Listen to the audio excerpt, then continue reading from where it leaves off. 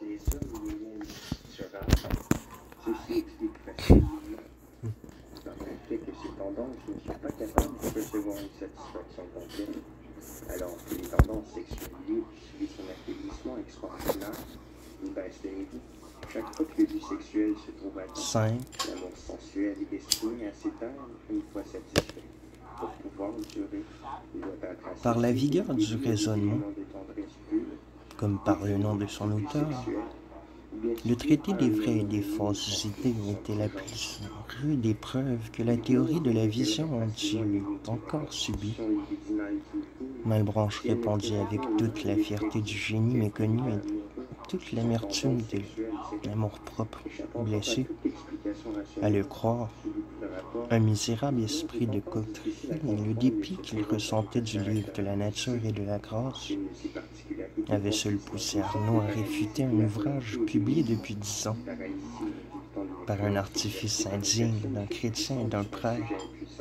Il avait choisi la partie la plus abstraite de la recherche de la vérité, celle que la foule de lecteurs pouvait le moins comprendre, afin de décrier l'auteur comme un visionnaire qui se perdait dans sa nouvelle philosophie des idées et qui, au lieu de chercher l'intelligence des mystères de la grâce dans la lumière des saints, la cherchait dans ses propres pensées.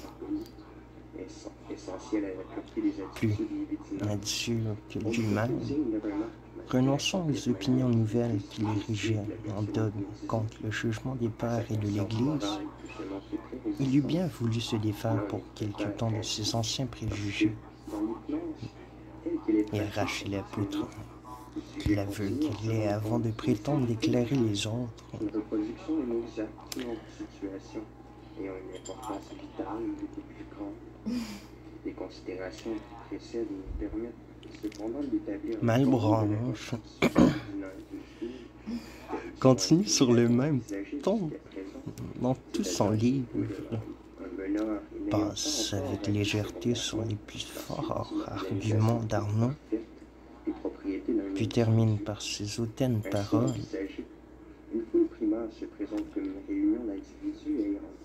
Si je n'ai pas répondu en particulier à tous les raisonnements qu'il a faits,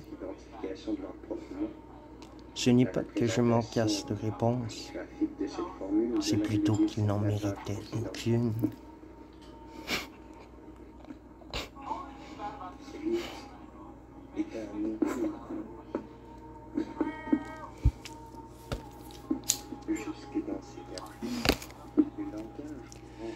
À cette réplique altière, Arnaud opposa une défense de 600 pages, divisée en 5 parties, où revenant sur ses premières objections, les fortifiant par de nouvelles, poussant Malebranche avec une logique inexorable d'une erreur à une autre erreur jusqu'au scandale et à l'impiété. Il l'accusait de faire Dieu corporel. L'énormité de ce paradoxe, dit-il, et la bonne opinion que l'amitié et la charité me donnaient de l'auteur me formaient en quelque sorte les yeux, pour ne pas être frappé de la lumière des raisons qui se présentaient à moi. Mais depuis sa réponse au traité des idées, mon doute s'est changé en une opinion arrêtée. Je n'appréhende point d'assurer qu'il met de l'étendue en Dieu formellement, après avoir développé les motifs qui l'avaient conduit à prêter à Malebranche un sentiment si dangereux et si contraire à la religion. Arnaud continuait en ces termes: de quelque manière qu'il entreprenne de répondre à ces questions, raison, soit en défendant ce qu'elle prouve, soit en les désavouant, je le prie d'éviter ces manières cavalières et d'interpréter quelles questions j'ai pour moi sur la morale à représenter dans un premier temps, ce qui ne vont point au fond d'une usure, point de défaite, d'équivoque, qui ne font que brouiller, de ne point prendre le change et de ne point étourdir le monde par des injures en l'air, qui sont plus contre lui que contre moi et qui n'éclaircissent point la dispute. Malgré l'emportement qui règne, en général dans cette défense d'Arnaud, elle se termine par de belles paroles qu'on ne saurait trop méditer. Je prie Dieu, dit-il, que dans une dispute qui doit être consacrée à la vérité, il nous donne à l'un et à l'autre un désir sincère de la rechercher uniquement, une résolution ferme de lui sacrifier tous nos intérêts et tous ces faux points d'honneur dont notre amour propre nous fait des idoles et un zèle pour la soutenir, autant qu'il la fera connaître, qui ne soit mêlé d'aucune amertume contre les personnes qui nous paraissent la ruiner en s'imaginant l'établir. C'est ce que recommande saint Augustin à tous ceux qui écrivent pour l'Église par ses courtes et excellentes paroles. Aimez les hommes, étouffez les erreurs, présumez de la vérité sans orgueil, combattez sans aigreur pour la vérité, diligite homines interficite errores, sine superbia de veritate presumite, sine sevitia pro veritate sevitate.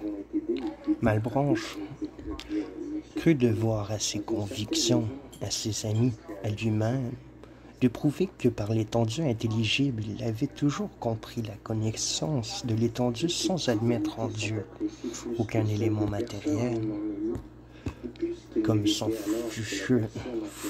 fougueux adversaire le lui reprochait. Mais quant aux autres points, il refusa de répondre, déclarant qu'il ne prétendait pas employer sa vie à des contestations inutiles. Le débat ayant alors cessé faute de combattants, il reprit quelques années plus tard, à l'occasion du système de philosophie de Sylvain Régis, dont Malebranche, qui y était attaqué. Nous voyons nettement que l'objet est traité comme le propre moi du sujet, que dans l'état amoureux, une certaine partie de la libido narcissique se trouve transférée sur l'objet. Dans certaines formes de choix Se porta l'adversaire et Arnaud le défenseur. Mais la mort de celui-ci l'interrompit presque aussitôt. sans réussir à on aime l'objet pour les perfections qu'on souhaite à son propre moi et on cherche par ce détour à satisfaire son propre narcissisme. À mesure que s'accentue Dans cette lutte passionnée entre deux esprits d'une trempe opposée, mais de mérite également supérieur, l'un plus élevé, plus étendu, plus brillant, l'autre plus solide, plus judicieux, plus exact. Un point capital demeura acquis à la science, c'est que l'ancienne hypothèse des idées représentatives, sous quelque forme qu'on la présenta, était pleine d'obscurité, de périls et d'erreurs, malgré les ressources inépuisables d'une argumentation toujours déliée et quelquefois éloquente. Malebranche ne parvint pas à prouver qu'entre les objets et l'esprit, il s'interposa des images distinctes de nos perceptions. Et la thèse contraire fut établie par son habile adversaire, avec la dernière évidence, de sorte qu'environ un siècle avant la publication des recherches de Thomas Reid sur l'entendement humain, Arnaud a non seulement soupçonné, mais développé, soutenu et invinciblement démontré la théorie même qui a fait le succès et la gloire de l'école écossaise. Que disent en effet les Écossais, à commencer par Reid et à finir par M. Hamilton, que nous connaissons des corps immédiatement le même, Et quel motif apporte-t-il à l'appui de leur opinion? C'est que dans le fait de la perception extérieure, nous n'avons pas conscience, outre la notion même de la réalité matérielle, d'une notion intermédiaire qui aurait pour objet des espèces représentatives en récit, conclusion et argument. Tout appartient au traité des idées. On a fait les analyses du philosophe français, mais sans les surpasser, et sa doctrine, peut-être revêtue de formes moins sévères, a été au fond très fidèlement reproduite. Voilà pourquoi nous n'avons jamais compris comment le chef de l'école écossaise, qui avait sous les yeux le livre d'Arnaud, a pu écrire les lignes suivantes. Malebranche et Arnaud professaient de la doctrine universellement reçue que nous ne percevons pas les choses matérielles immédiatement, que leurs idées seules sont les objets immédiats de notre pensée, et que c'est dans l'idée de chaque chose que nous percevons ses propriétés, et plus loin, on aurait tort de conclure de ce qui précède, car nier sans restriction l'existence des idées et adopter sans réserve l'opinion de vulgaire, qui ne reconnaît d'autre objet de la perception que l'objet extérieur. Il n'abandonne pas à ce point les routes battues et ce qu'il renverse d'une main. Il le relève de l'autre. Dans ces deux passages, Reed prend le contre-pied de la vérité. Nous ne mettons pas en doute sa bonne foi, mais son compatriote Thomas Brown n'a-t-il pas eu quelques raisons de lui reprocher ses graves erreurs en histoire? Et comme un penchant à se créer des fantômes pour avoir le plaisir de les combattre? On fait preuve à l'égard des médisants de la même humilité dans la soumission, du même abandon, de la même absence de critique à l'égard de la personne aimée. On constate le même renoncement à toute soumission initiative. On est depuis médisants de la place de l'idéal, seulement on est